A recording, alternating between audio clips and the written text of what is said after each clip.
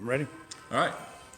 This is the Gary Job Corps CTT Carpentry class for Mr. Velte. Today is November the 25th, 2020. Today we're going over a specific line item in ETAR topic T. This is ETAR topic T2, the specific tools that are used when working with metal stud framing, how to attach metal stud framing together, and I'm going to show you a little bit about how to put some sheetrock on the metal stud. So, first of all, we need to cut our metal stud lengths to whatever measurement that is prescribed for what we're building. And in today's occurrence, I am going with a 13-inch by 13-inch framed square structure. Okay, it's going to have 3 studs and 2 pieces of track.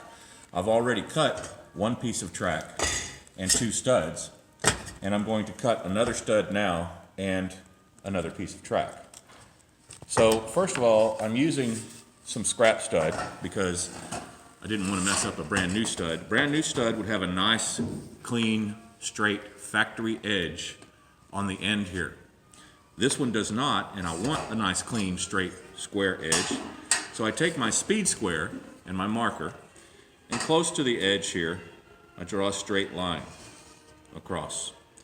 You're going to see in some other videos, especially on YouTube, where they're showing people do-it-yourselfers how to work with metal studs.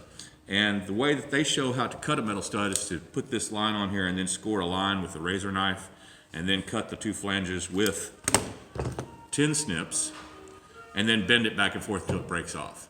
That's not the correct way to do it, and if you do it that way out in the field, you're going to get laughed at. The correct way to do it when you're working on a construction site is, again, to make your mark straight across, and then you'll notice on the sides of this stud you can see there's little dimple marks. They form a straight line and they help you go from the edge of the stud in a straight line to the corner. You do this on both sides.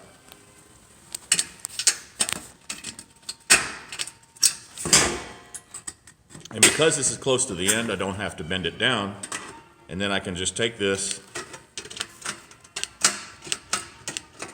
cut straight across to my other point, bend it off, and then we have that good cut. I might also use a pair of side cutters or clines to straighten out the piece of stud here. Now I'm ready to measure my 13-inch piece, again with my marker.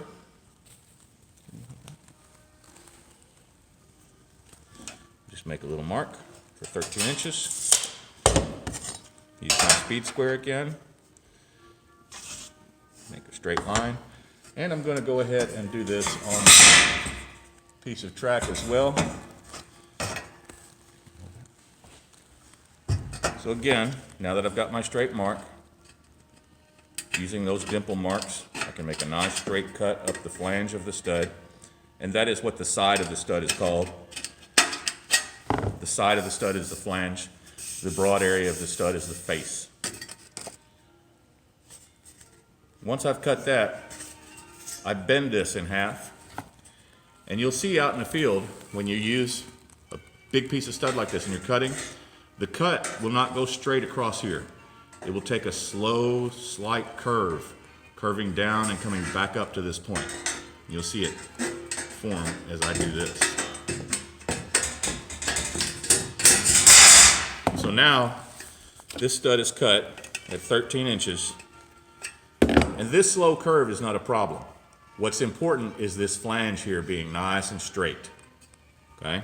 So now I've got 3 studs cut at 13 inches, and I need 1 more piece of track cut at 13 inches. I already have 1, and again, I'm using scrap materials, so I have to make sure I have a nice straight edge on that side.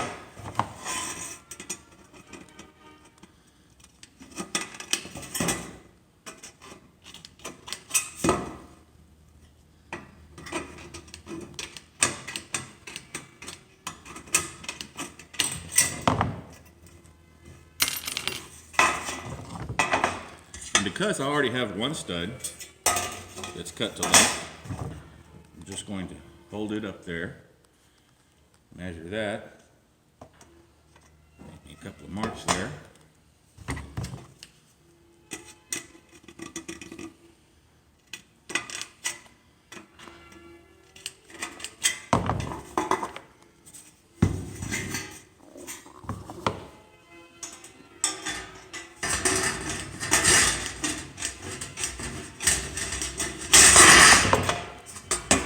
if you need to stop and make more than one video, if you think it's going to be too long, we can do that. Okay, now that I have my frame pieces cut to the lengths, we showed you yesterday how these studs go together. What I would like to do is fit my stud in here like this, get it nice and even to the edge, using my speed square, all matched up. And then I'm going to use C-clamps. This is a C-clamp to clamp this piece in place.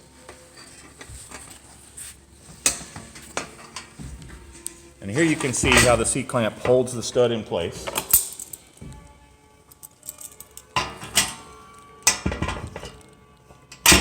Be a little tighter.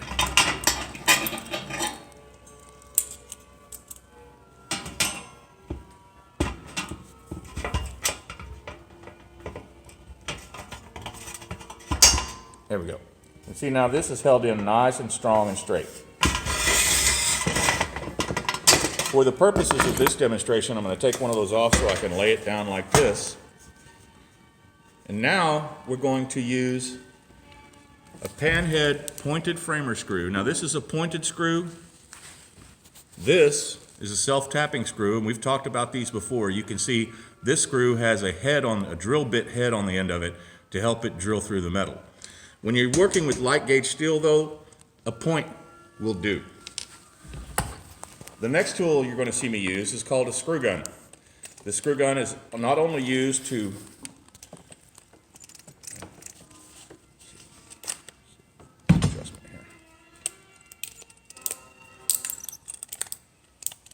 I'm adjusting the depth right now in here. Should be. Oh. There we go. The screw gun has a clutch built into the shaft in here so that it only goes so far when you're putting in sheetrock, but it's also used when framing.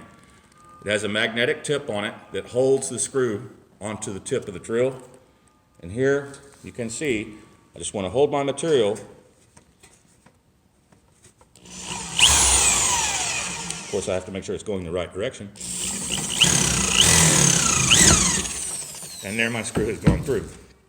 Now, I want to make sure that this is nice and square.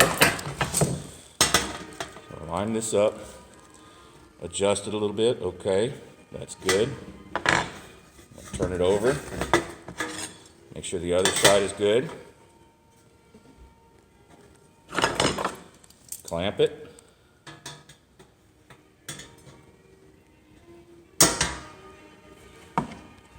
And again, take another panhead framing screw.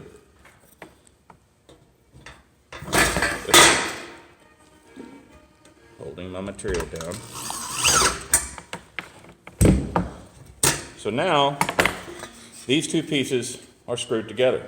I'm going to do the same thing at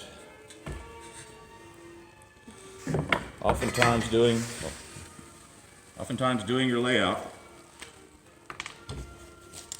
I know that my piece of track is 13 inches long. Half of 13 is going to be 6.5, so I'm going to make a mark right at 6.5. I'm also going to make a mark on this piece of track right at 6.5.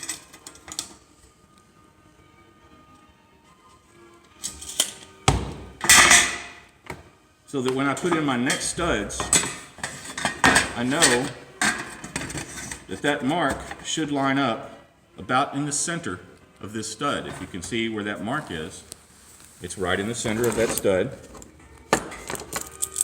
Take a pair of clamps, clamp it off. And the same thing up here, I'll put my top piece of track on, line that stud up right in the middle, take my clamps, and clamp it off. Again, I'm going to need some more of those screws. I then frame it with framing screws. And let me grab some more of these screws real fast.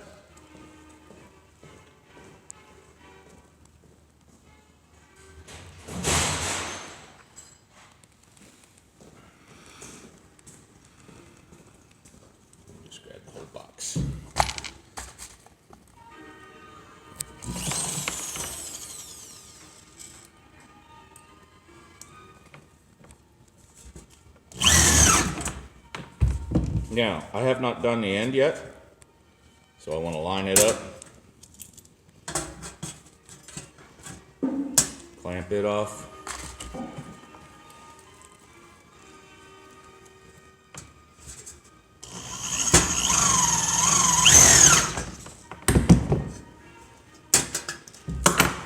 Now, I'm only showing you half of this because on the other side of here, we're going to need screws over here too. Because when we're getting ready to work with this material and put sheetrock on it, can you see how this can still move this way? That's why we need to put screws on the other side. I'm not going to do that yet because I'm going to have a student do that here in a minute as a demonstration for me. You're not going to see it on the video. But I'm going to continue framing this side, and then I'm going to install a piece of sheetrock on it. So this is my final stud. I want the face of the stud facing outward. I even it up with my edges. I don't have to worry too much about it being square, because if I even up with my edges, it's going to come out square because it's already being held square by the framing that I did here. So these pieces can no longer move around and get out square. So again, I clamp off the material.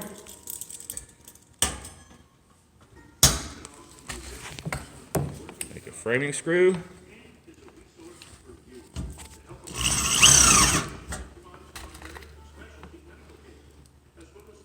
These screws are typically referred to as panhead framers. Now I have a piece of structure that is very rigid, very strong, just as strong as wood framing. Less expensive, easier to do, faster to do. I have already cut a piece of sheetrock. This is just a piece of scrap sheetrock, so it's not cut very well. And as you can see, it just about matches my 13 by 13 inch framing.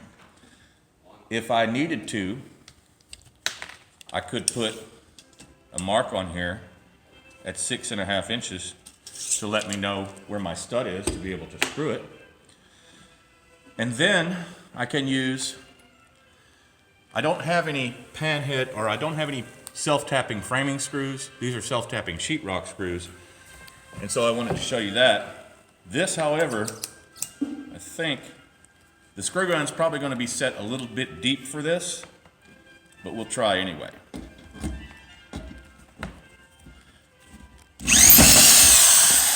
Just like that. I don't know if you saw that. You can see the screw is recessed.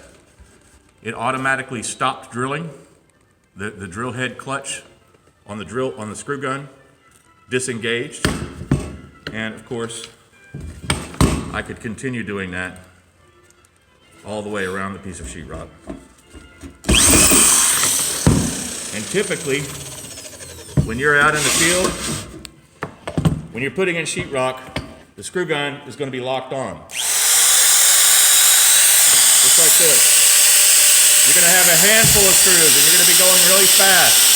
And you're going to be putting a screw on here, and just like that, and another screw, and another screw, and another screw.